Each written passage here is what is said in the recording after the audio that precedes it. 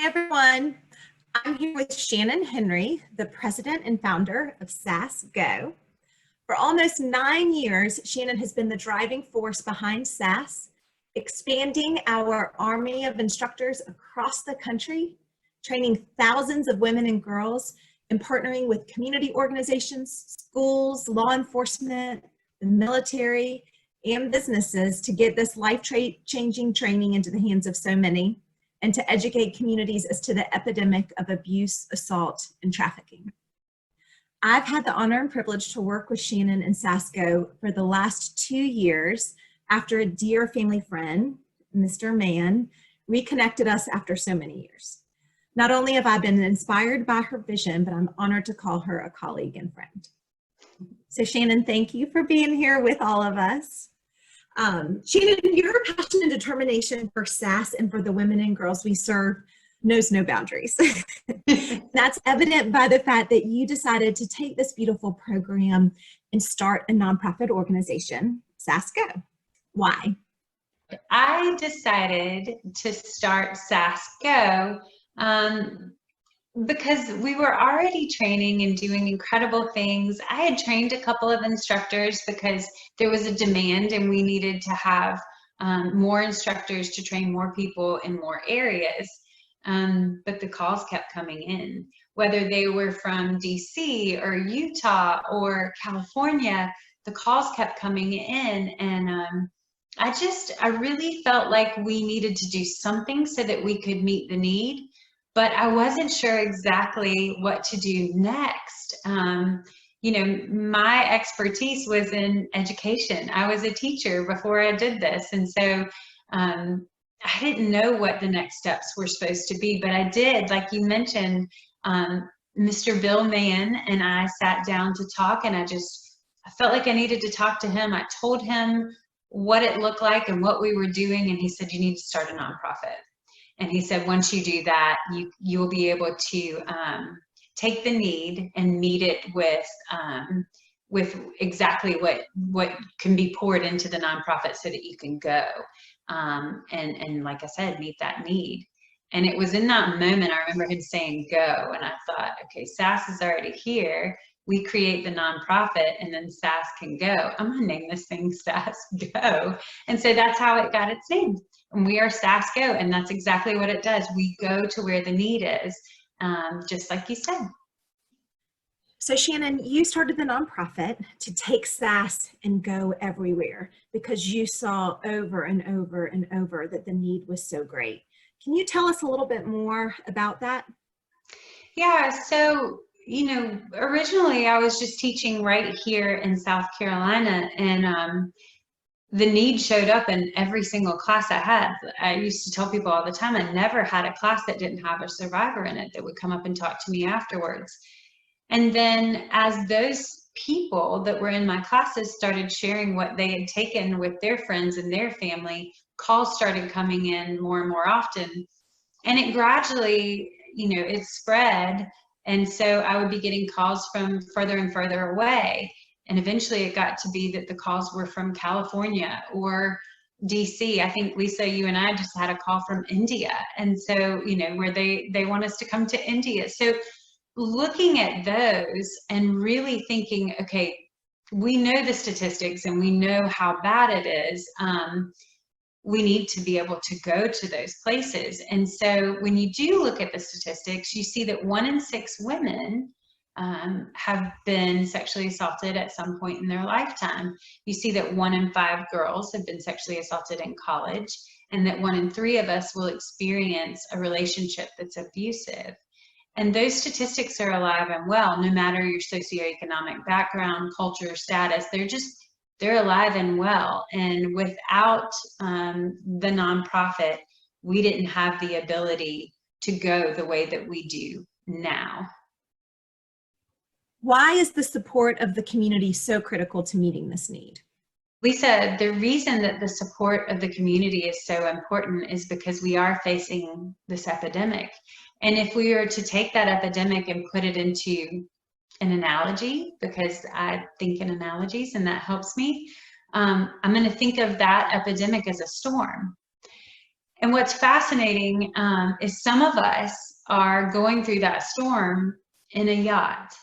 And it doesn't mean that the storm is not, torrent and that the waves are big and that it's scary and all of those things. But some of us are in a yacht while we go through all of that. But some people are in rowboats, and they're in those rowboats and they're being tossed back and forth, and they're just trying to keep the boat above the waves. And then some people are on driftwood, and they're just having the hardest time getting through everything. And it's so important that we reach everybody, because the storm is there, and the storm is impacting all of us regardless of how we're going through it. But every single one of us wants to get to the lighthouse and get to the safe harbor so that we can be protected and be restored and protect future generations from having to deal with the storm. So SASS Go and the support of the community pouring into SASS Go is what helps us to weather the storm together, to meet those people where they are, whether they're in a yacht or on a rowboat or on driftwood, and pull them in to the safe harbor to give them the resources and the support and the skills that they need, to get out of the storm and to stay safe. When a donation's made, how exactly is that donation used? Oh, that's a great question. So there are so many people that we impact, whether you're 6 years old and you're coming to training for the first time with a guardian, or you are a college student, or you are a middle-aged woman, or you are a grandmother, and you come to our classes, you're gonna learn all of the skills that you need to advocate for yourself, to continue to set healthy boundaries and enforce them, and to neutralize threats and get the skills that you need to mentally and physically protect yourself. And so when we look at it and how does that money work? Let's take the first example. So let's pretend, just like in our Meet Gen video, when somebody donates a $20 bill, let's say, to SASS Go, that could go to reach any number of those girls. But if it goes, or women too, but when it goes to a little girl, we know that it's going to carry her throughout her life. And so it's really beautiful to look at just impacting that one little girl. And it was a survivor that said, "What's a little girl worth?" Well, we know that they're priceless, right? So $20 to help her protect herself for the rest of her life is just inconceivable that you could do something like that with just a $20 donation, but you absolutely can. And then when you move forward and let's say like a $500 donation, well, guess what? That's an entire classroom full of those priceless little girls that you can go to bed at night and go, I did that. Like, I made sure that many girls, or that many women for that matter, know how to protect and safeguard their lives and feel more confident walking around in their own skin, which is really cool. But then when you go to, let's just double that 500 and you go to that $1,000 mark, you can really see where it starts to multiply, because you either have, doubled that classroom, or we can take that $1,000 and train a new instructor to have somewhere in the country that doesn't have SASS classes, or in a different part of the state that needs those classes but doesn't have an instructor there yet. And each instructor can train, 2,000 or more women and girls a year. And so just with that $1,000 donation, you can impact that many lives in just such a short amount of time. And it's just amazing. It's just amazing. Are there ever any times where you question your decision to start a nonprofit? I think everybody on the planet who has started a nonprofit at some point is like, what am I doing? It's not easy. It's not for the faint-hearted. There's a lot of work to be done. Lisa, as you know, I don't know what I would do without you to help me accomplish that, and Brett and all of our people that help us go. So yeah, there would definitely, and still, pop-up challenges that we have to face, and even just getting donations is a challenge in and of itself. For a long time, I struggled with even asking for donations, and I can't say that I don't still, but when you see the need, then you understand why you're asking for it, and it becomes so much easier to do. And I'll give you an example. So one time we had a bunch of calls that were coming in from California, and we decided to meld all of those requests together and do one big trip out to California. And we have a great video from that trip that's just beautiful.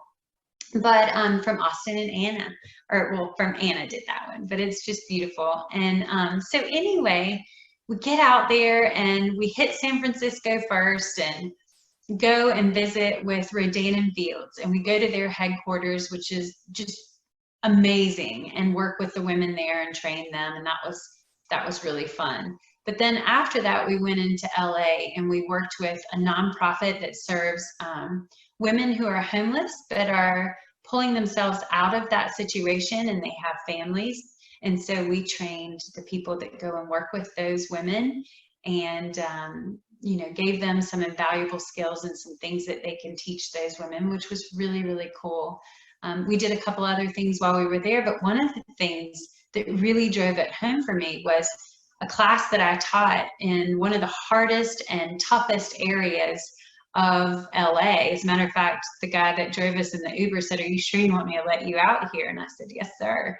And so we went in and met with the principal and met with the teacher, and then went into the classroom of these 11th and 12th grade students. And there was barbed wire all over the outside of the school, and you know, it was clear that we were in a rough neighborhood for them. And but what we felt inside was vastly different. These girls and the support system that they had there it was just, it warmed your heart the second you walked in the doors. But this was an alternative school for girls who were no longer allowed to be in public school. So you can imagine the setting. So we go into this room and I start training the girls the way that I've always trained. And they were just quiet, and they weren't yelling no, and they weren't fighting very hard, and I couldn't figure out why.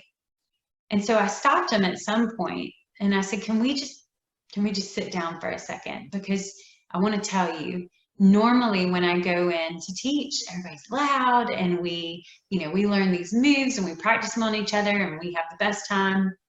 So that you guys are so quiet, but I want to learn. I want to know why. I want to know what I can do to be a better instructor in this moment for you. And it was quiet for a long time, but I was a teacher, so I'm used to uncomfortable silence in order to wait for the answer. So I waited and I waited and I waited. And eventually one girl, you know, she just said, we don't know you. And I said, okay.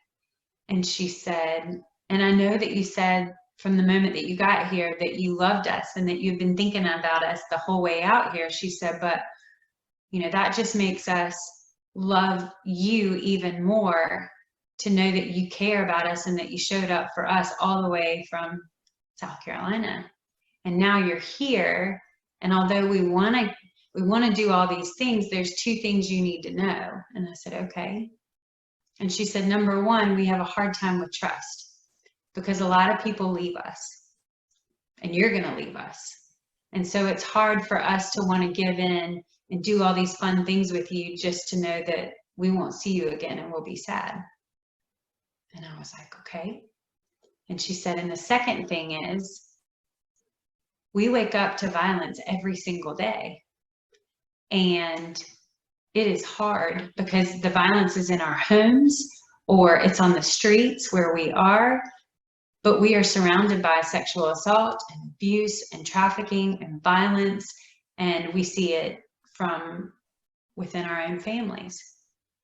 And it's used against us, and it is unbridled, and it is wild, and it hurts, and you're asking us to be violent. And I sat there for a second. I said, okay. And then I explained the difference, and I said, you know, the kind of violence that you're talking about is used against you.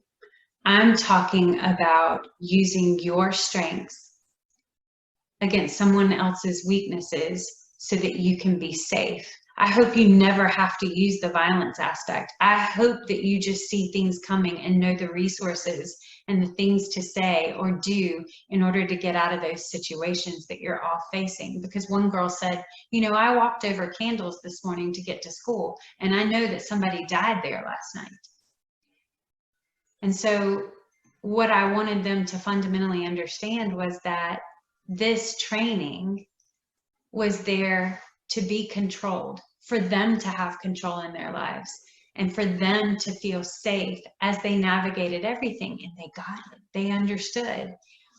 And so I said, can we try again? And can you just know that this is yours? This is your secret to keep, but it is there to empower you and make you stronger. And you don't ever have to use the violence unless you need to save your own life. And they got it. And so they got up and they started yelling and doing all the moves, and we had the best time, and we hugged and we cried and we took pictures afterwards. And so then the girls left to go home for the day, and it was just the best day. And as we walked out, the teacher that had been in the room and had been with me the whole time got really teary, and the principal walked over and he said, are you okay? And I was wondering the same thing. And she said, you won't believe what just happened. And he said, what happened? And she said, you know, the girls, they wouldn't yell and they wouldn't fight at first. And he said, oh no, why? And she explained what they had said. And he said, well, that makes sense. And then she said, yeah, but then she really started crying. She said, but you won't believe who spoke up in the class. And he said, who? And she told the girl's name. And I said, I don't get it. What's going on? Because he started crying. And they cried for a minute, and they couldn't tell me what was going on because they were just having a hard time being so choked up speaking. And finally he looked at me and he said, you don't understand. And I said, what is it? And he said, the girl that spoke up is a mute. And I said, what? And he said, she's a mute. She doesn't talk. But whatever you did in that classroom gave her the power to talk today. And she hasn't talked in years. And she's seen so much violence and so much pain in her life and death and awful things. And she just spoke up for the whole tribe.